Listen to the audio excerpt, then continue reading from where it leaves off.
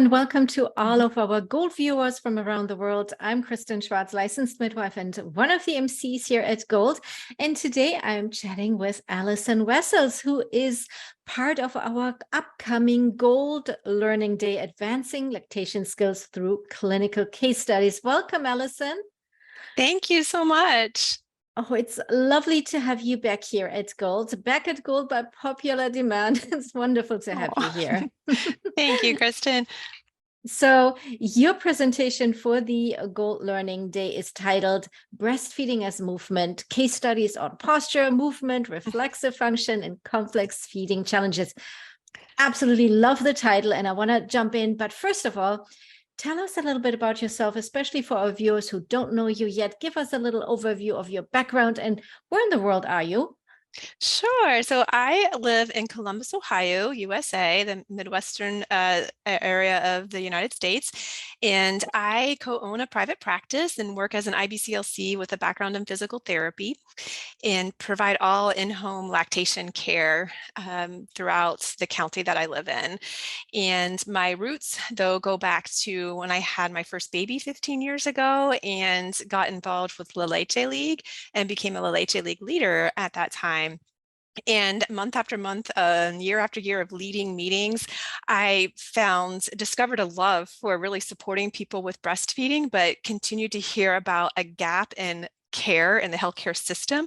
So I eventually became an IBCLC in 2014, and initially felt like, well, there goes my fancy PT degree, but I love supporting people with breastfeeding. And little did I know what have discovered over the last 8 years is how much my education as a physical therapist has helped me as a lactation consultant. So I now endeavor to present to lactation consultants on how movement is related to breastfeeding function, and present to my physical therapist colleagues about how human development is related to breastfeeding.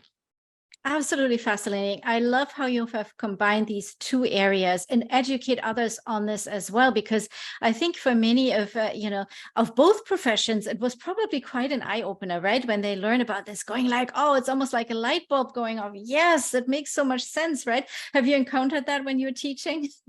I have sometimes. I mean, like delightful surprise, honestly. Sometimes you don't know what you're doing and how different it is from what other people are doing. And one of the things I love about Gold are all of the things I have learned through Gold over the years to stay up to date. But yeah, it's been a thrill for me to advance my practice and then be able to share it with others to perhaps help them help others, even more. Absolutely wonderful. I love the title of your presentation, looking at breastfeeding as movement. And you've described it already in your background. I love how you look at the topic from a different lens. And I think it really broadens our horizon to look at the certain things that we think we know, right?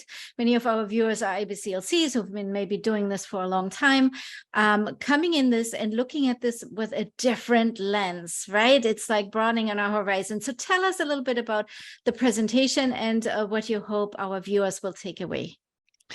Yeah, so I hope that I'll give a little bit of a foundation about some things that I learned in physical therapy school, including biomechanics and neuroanatomy, and how those two subjects intertwine into the function of breastfeeding. Give some foundation on some tummy time research I've done too, and how that I've come to recognize what I think sort of a biologically normal position of being on the belly as newborns. It helps facilitate the movement and reflexes needed for feeding.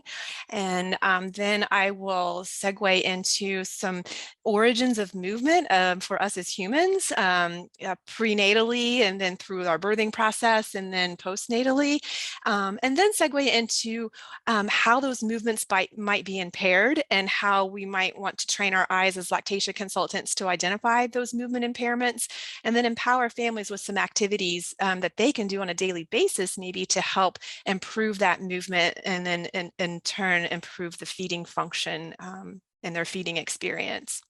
Beautiful. And I know you have you're bringing beautiful case studies. You're bringing everybody, obviously it's part of the package here, because we're doing case studies in this Gold Learning Day. Everybody always loves case studies, right? Because you really feel like you're right part of this, right? It's like almost being part of, of the process, doing some detective work there, finding out what's going on, and then being part of the solution. So that's fantastic. And you're bringing videos as well, right, Allyson?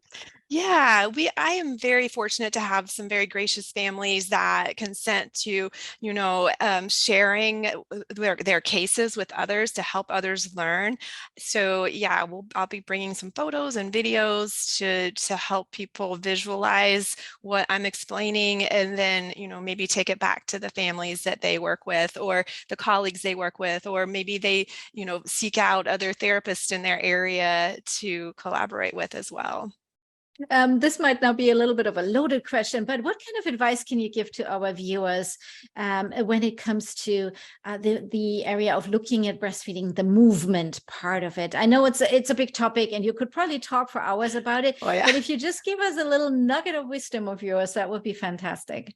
I think that one nugget I always pass on to parents is to think about how we eat and drink as adult humans. When we drink from a glass, our head goes back a little bit, we extend, and we kind of have our head in the center.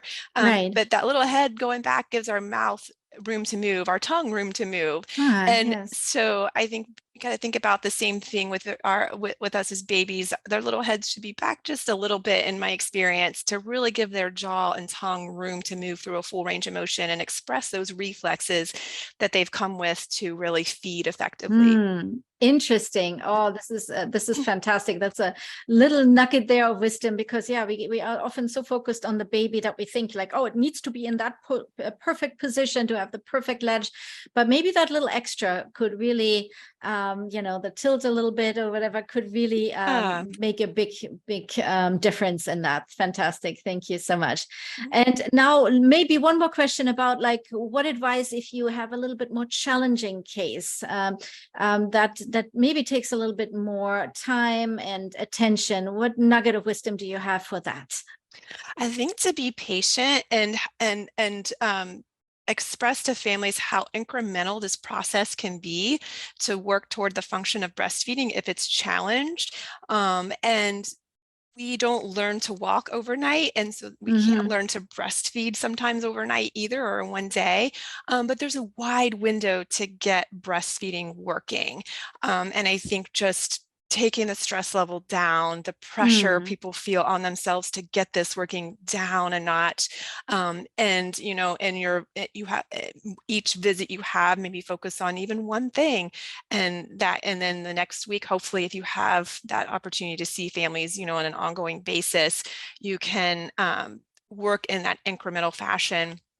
And if you don't have that opportunity to work with them on an ongoing basis, tap into your counseling skills, empower those parents with, they are the experts for their family, and whatever you can do to de-stress the situation and let them know, they're doing a good job. Yes, and that was so important what you said there. There's so much pressure, for the parents put themselves, under a lot of pressure there. Us as healthcare providers, we put a lot of pressure on ourselves. We want to get it right away, and because we want to help these families, right? So taking a little step back and going, oh, okay, let's take a moment, let's breathe and be patient. I think that's a very, very valuable lesson there. Thank you so much. Yeah.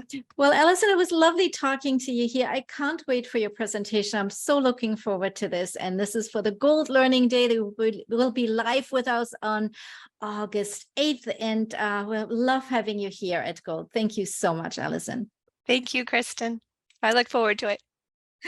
And now for our viewers, some information. If you would like to find out about the Gold Learning Day and Allyson's presentation, we invite you to go to goldlearning.com. You'll find all the information there on the other two presentations also that are part of the package. And yes, this is a live event, but everything will be recorded. So if you cannot be there live, don't worry, you won't miss a thing. You can always watch the recording. So thank you again, Allyson, for being here with me today. And thank you everyone for watching. Bye-bye, everyone. Right. Thanks.